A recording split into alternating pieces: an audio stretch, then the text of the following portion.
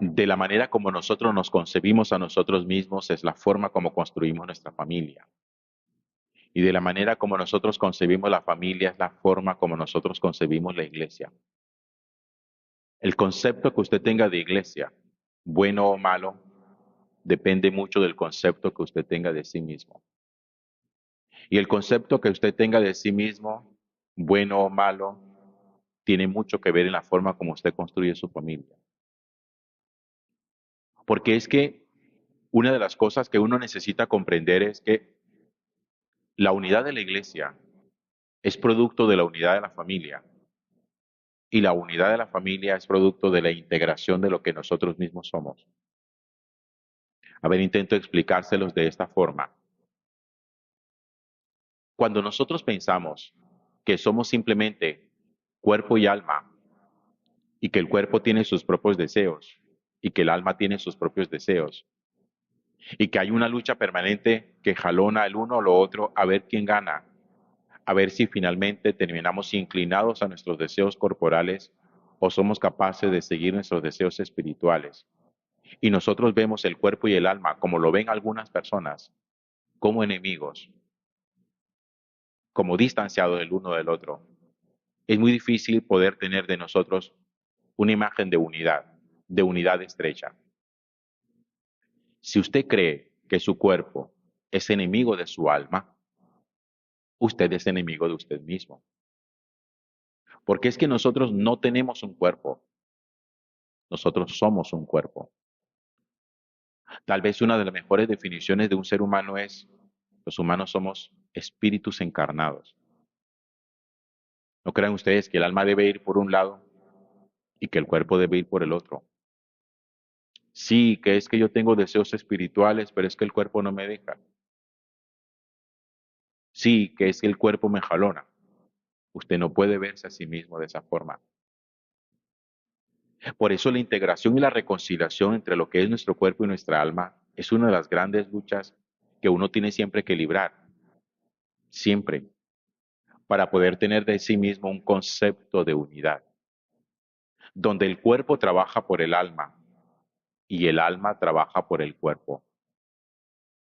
Si usted le trabaja solamente a su cuerpo y lo único que le gusta es mantener su cuerpo bonito, sano con salud, pero no le importa la salud de su alma, usted es un enemigo de usted mismo.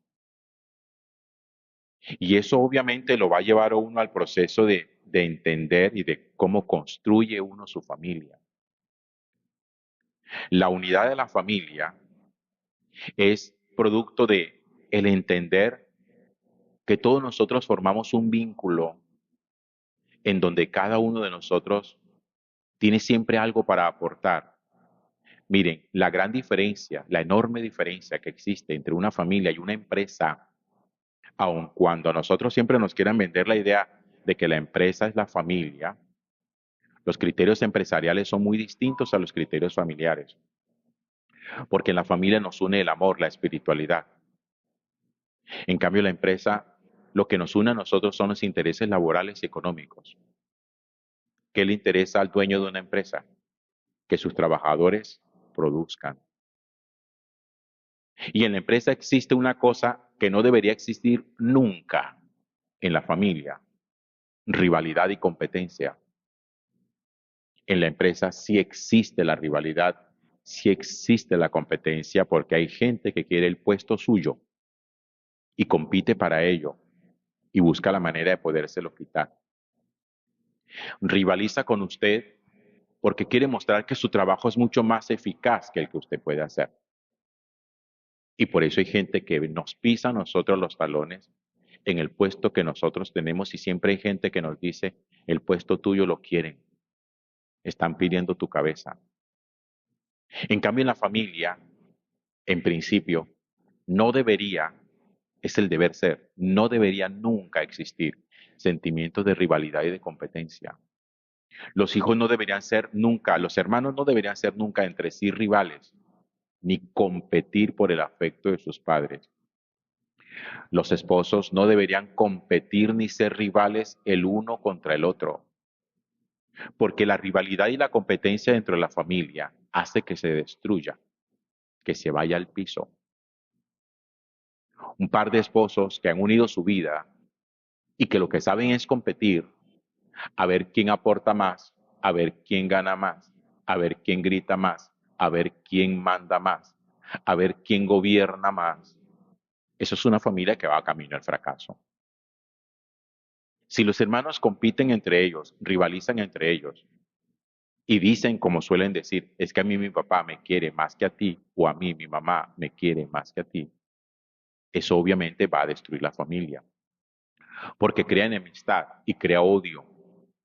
Y nosotros podemos conocerlo tal vez en nuestra propia familia, ojalá no sea así, pero también lo conocemos en muchas familias de la Sagrada Escritura, en la familia de Abraham, en la familia de Jacob, en la familia de José. Todas esas rivalidades terminaron destruyendo la casa. Y lo mismo sucede a nivel de iglesia. En la iglesia, si nosotros nos vemos como rivales o como competencia, está claro que nunca vamos a ser capaces de construir el cuerpo de Cristo. Imagínense ustedes que en el cuerpo humano los riñones estuvieran en rivalidad contra el hígado o que el hígado estuviera en rivalidad contra los pulmones. Si el hígado entrara en rivalidad contra los pulmones, por poner un ejemplo, no solamente afecta a los pulmones, sino que también afecta al hígado. Si hubiera enemistad entre los riñones y el hígado, la afectación de uno inmediatamente produce la afectación de otro, porque aquí nos vamos a enfermar todos y el cuerpo va a colapsar y finalmente vamos a morir. Y en la iglesia pasa exactamente igual. Nosotros no hemos sido capaces de poder superar sentimientos de rivalidad, de celos, de competencia, como que a ver quién es el mejor, a ver quién hace las cosas mejor, a ver quién luce más, a ver el cura cuál grupo quiere más, con cuál tiene más acercamiento, a cuál le gusta más, cuál apoya más. Todas esas cosas destruyen los cimientos de la iglesia. Y todo eso es diabólico. ¿Saben ustedes qué significa la palabra diablo? La palabra diablo viene de diabolos. Diablo significa el que divide. Toda rivalidad, toda división, toda siempre es diabólica. La de la casa, la del corazón, la de la iglesia, la de la empresa, siempre es diabólica. Porque lo único que busca es dividirnos. Dividirnos a nosotros mismos, vuelvo al primer ejemplo, para que nos odiemos. Dividirnos dentro de la casa para que la destruyamos. Dividirnos dentro de la iglesia para hacernos poco creíbles. Dividirnos dentro de la empresa para llevarnos a la quiebra. Siempre tiene un objetivo, siempre quiere algo. Ojalá algún día nosotros pudiéramos comprender que el cuerpo frente al alma tiene su propia función, que el alma frente al cuerpo tiene su propia función, pero que no son rivales, sino que son complementarias. Lo mismo en la casa. En la casa, los padres tienen su propia función, los hijos tienen su propia función y cada hermano, según la edad que tenga, tiene su propia responsabilidad. Porque no es lo mismo la responsabilidad de un hijo de 18 años que de un niño de 5.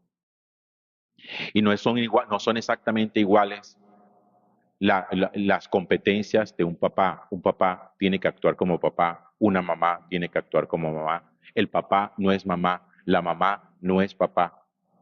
Los esposos son esposos entre sí y no son el papá el uno para el otro, como a veces pasa que hay esposos que parecen papá de su mujer o que quieren actuar como si fueran papá de su mujer o mujeres que quieren actuar como si fueran mamá de sus maridos.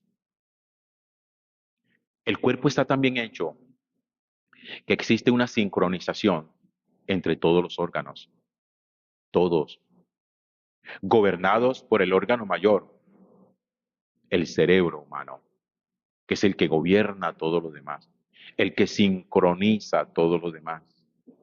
Por eso cuando hay afectación cerebral, cuando se toca el cerebro por alguna circunstancia, alguna cirugía, algo pasa entre nosotros.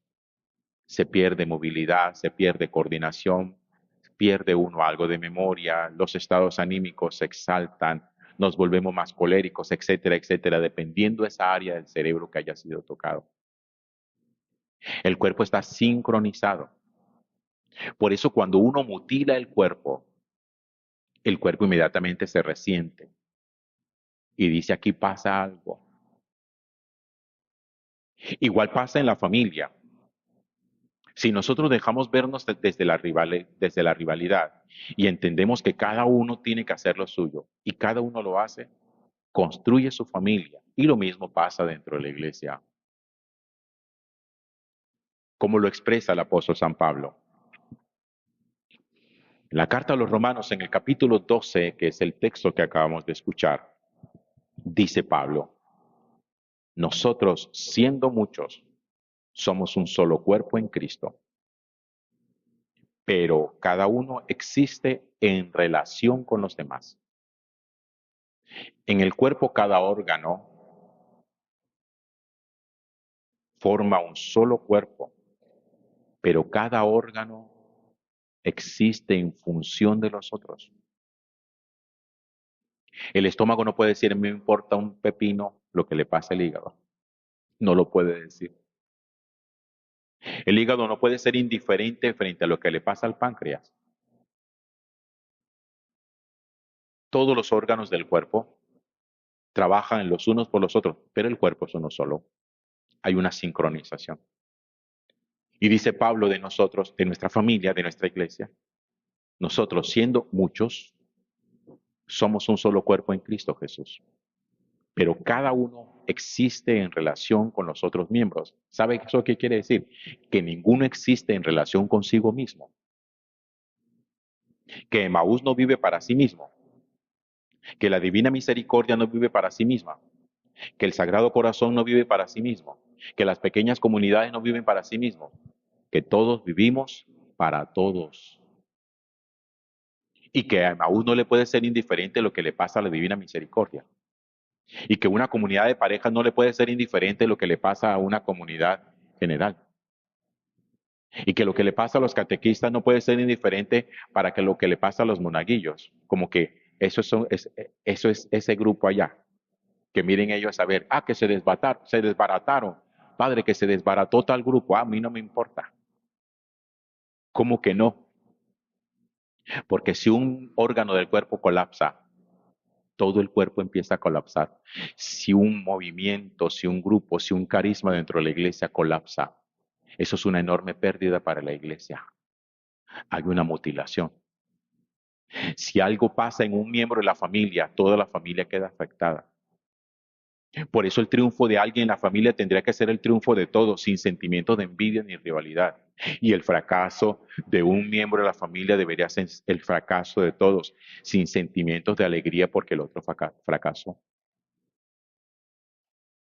Si usted se alegra de la desgracia de alguien de su familia, se está alegrando de su propia desgracia. Porque no crea que fue simplemente al tío o al primo o al hermano suyo que se quebró, que le pasó tal cosa, que lo metieron a la cárcel, como que eso a mí no me importa, él verá que no le importa. Eso tendrá consecuencias espirituales sobre usted. Porque nosotros somos una unidad que va mucho más allá de, les decía, de la unidad empresarial. En la empresa nos juntamos por accidente. Termina juntándose gente que no se conoce, de distintos estratos, de distinta formación, de distintas familias. Y el gerente y el dueño dice, tenemos un objetivo claro. Esta empresa tiene que alcanzar tales logros al finalizar el año. Y a cada uno se le va a pedir cuenta si lo alcanzó o no. Si usted no lo alcanzó, se va. Y el puesto es de otro. En la familia no. En la familia no debe haber accidentalidad. En la familia debe haber unos vínculos tan fuertes que no solamente son los vínculos sexuales, sino que también son los vínculos psicológicos y son los vínculos espirituales. ¿Por qué creen ustedes que la Sagrada Escritura habla de los esposos diciendo que ambos son una sola carne? ¿Dónde ha visto o escuchado usted que en una empresa son una sola carne? ¿Dónde? En una empresa no se es una sola carne. En una familia sí. Los esposos son una sola carne. Y al ser una sola carne, lo que le pasa a ella me pasa a mí, lo que me pasa a mí le pasa a ella. Y eso no lo podemos disolver, no lo podemos romper simplemente porque nos da la gana.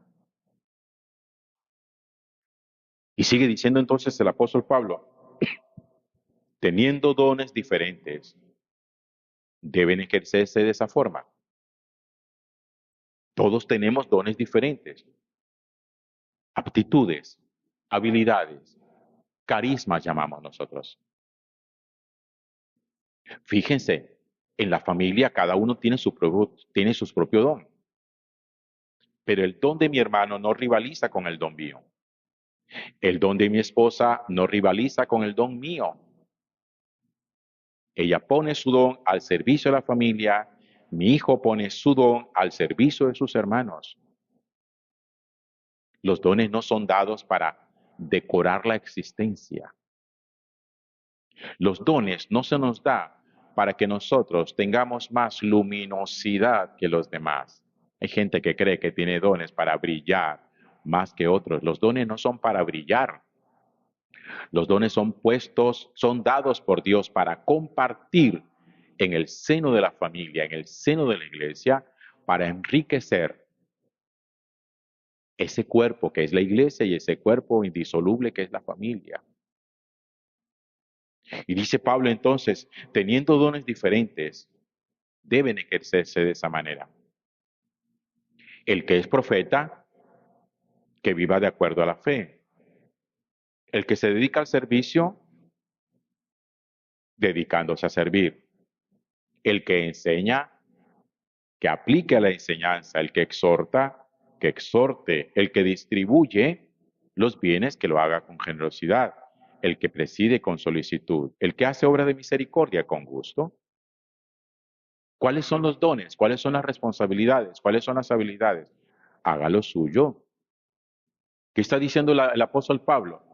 Que en la iglesia no somos toderos y que en la familia no somos toderos. ¿Qué es toderos? Que uno lo quiera hacer todo. Como la mamá que se queja, es que en esta casa yo lo tengo que hacer todo. Señora, si usted lo hace todo, usted no supo nunca distribuir. Es que como le quiero evitar a mi hijo que se levante tan temprano, lo voy a hacer por él. Y ya después se queja porque el pelado no se levanta a hacer lo que tiene que hacer.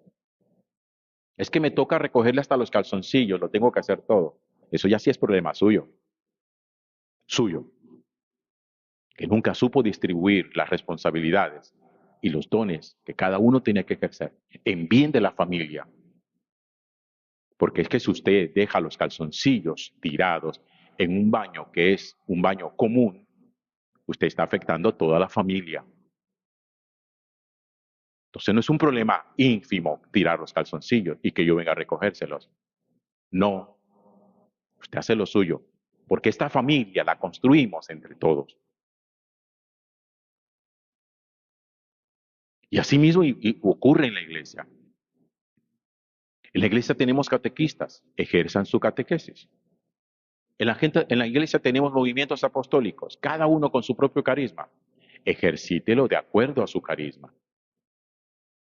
Para no disfrazarse, como, ay padre, miren que hoy le tocaba a fulano de tal, me tocó hacerlo a mí, es que a mí me ponen siempre para todo. Entonces, no, si uno se vuelve todero, no entendió lo que significa construir desde la comunidad, de la familia y desde la iglesia, la responsabilidad de hacer entre todos una edificación.